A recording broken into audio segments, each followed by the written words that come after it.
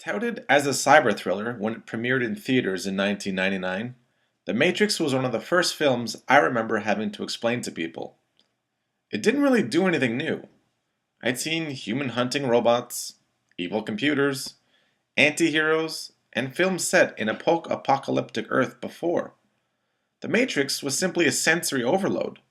So much information packed into each frame. So many references to philosophy, to religion, and to the way we live our lives. Simply put, The Matrix had me. The Matrix films take place in two distinct realities. One, created by computers, and the other, destroyed by man. The film surmises that the reality humans accept is in fact a giant software simulation that humans are simply wired into.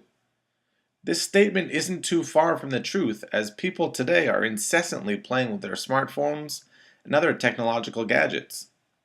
On the screen, the world in which the humans live their lives is decidedly alien.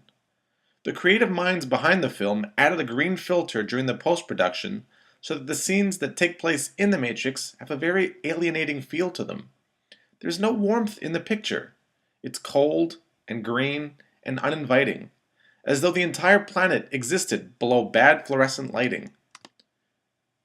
Meanwhile, it's revealed that at some point, computers achieved consciousness and quickly took up arms against their oppressive human overlords. Nothing new here. The Terminator movies are based on this idea too. And Hal from 2001: A Space Odyssey was certainly less than helpful to his human crew. I'm sorry, Dave. I'm afraid I can't do that.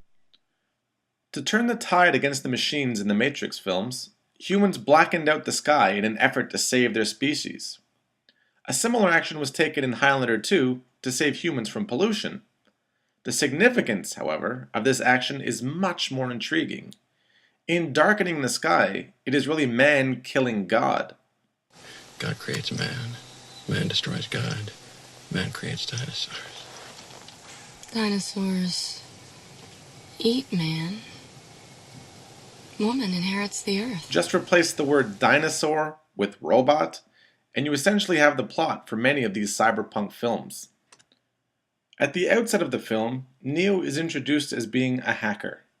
From humble beginnings and a questionable past, Neo is eventually revealed to be the One, the savior of all humanity. The moniker of One is a double entendre, as it refers to his position of savior, and yet fits perfectly into the binary world of computers. Ones and zeros, on and off, good and evil.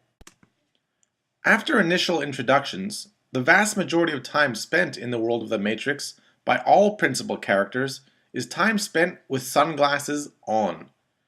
If eyes truly are the windows to the soul, does this wardrobe choice motion that we have become soulless automatons ourselves?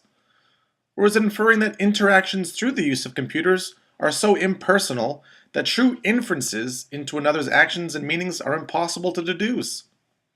Of course, there are times when the glasses do come off, but mostly during outbursts of anger. Is the film suggesting that we're able to keep a calm demeanor, but are really just bubbling with rage below the surface? While the characters may be emotionally deadened, they're very much alive physically. Grown by machines, humans are physically wired into computers the moment they are created and are only released after they've died. The heat emitted from our bodies is what powers the machines. We are now the technology that drives their lives. After Neo escapes from the power plant, he is reintroduced into the Matrix and shown, essentially, how to hack that computer as well. Old habits die hard, I suppose. However, before he can enter the Matrix again, he must be plugged back in, uploading his consciousness back into the computer. Two things are important to note here. One, the size of that plug, and two, the location of the outlet. A giant phallic needle being thrust into someone's poor, unsuspecting mind. The most intrusive and violent act of sexual assault, directly raping someone's thoughts. The most unnerving realization is revealed towards the end of the third act of the Matrix trilogy. An old white bearded man dressed in glowing white robes is revealed to be the architect of the Matrix, God. The Oracle, The character that had been helping the heroes throughout the films professes to be the one to unbalance the equation put forth by the architect. The devil? Have I been rooting for the wrong team the whole time?